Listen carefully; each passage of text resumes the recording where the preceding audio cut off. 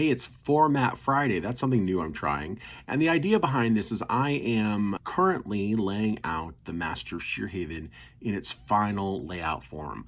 I use InDesign for this. There are lots of other programs. It's just what I'm most comfortable with because I've been using it for decades now. But I thought with each of these videos, I just go through like a few little tips that I've learned over the years that I think might be helpful. To start things out, I want to talk about something that doesn't get mentioned a lot, but I think is actually really important to the final look of your document and making it look really professional.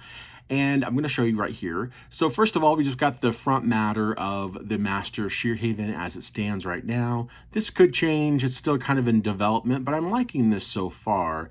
This pattern has a purpose. It relates back to the story, which you will find out eventually. And then we have part one with the illustration of Thomas, who is the point of view character for this section of the book. Then we have our chapters set up. You always want to start chapters on the right-hand page, something I did not do in The Dark of the Grove, but I'm doing it this time.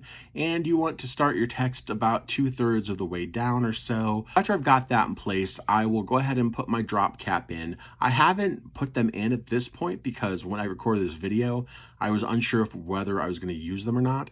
I think I am going to use them, but here I didn't have them. And usually I would put the chapter heading, make sure the drop cap is where it needs to be, and then I look through the chapter, like I am here, for widowed words. If you've never heard that term before, in graphic design, widowed words are essentially words that appear just by themselves on a line of text.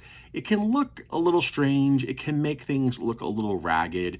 It's just sort of unsightly. It's one of those things that, a graphic designer will definitely notice. The general public may not notice directly, but it can maybe play subconsciously in their head. So how do you fix a widowed word? Outside of a book, there's lots of ways of handling this. If you were doing a flyer or something, which I've done many times, in that instance, you could change your margins, you could change the size of the text box, you could change the size of the typeface that you're using. There's a lot of different tricks that you can use. In a long document like a book, though, if you fix that for one widowed word, you're likely going to be making more widowed words throughout the document later on. So it doesn't really work. The best bet really is to add or subtract words. But by the time I'm laying out a book, this is a finalized document. It's been edited. I am so loath to change anything, but it's really necessary to get rid of those widowed words.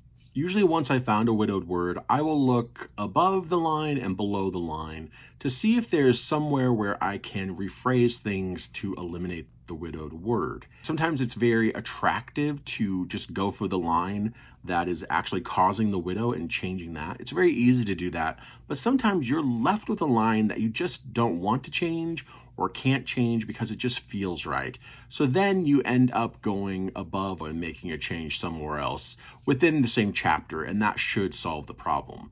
This time though, as I read through this sentence, I got the impression he'd grown accustomed to waiting for Vanguard over his years of service. I thought that one could be improved. So I changed this first part to clearly. So now it reads, clearly he'd grown accustomed to waiting for Vanguard over his years of service. And I actually like this much better. One of the things I find when I am solving widowed words is it does help from time to time to get rid of a little worriness or maybe even a little redundancy, all things that have mostly been taken care of during the editing stage, but there's always a little more that you could do. There's nothing wrong with the way that this was written before, but I actually think this is a little more direct and a little more to the point and less wordy, and therefore a little easier to read. Now, here's a little homework for next time. There is one thing in this document that I'm showing you that is very wrong.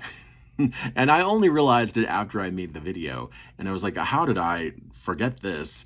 Because I knew something wasn't quite right as I was going through the text, but I hadn't quite caught it.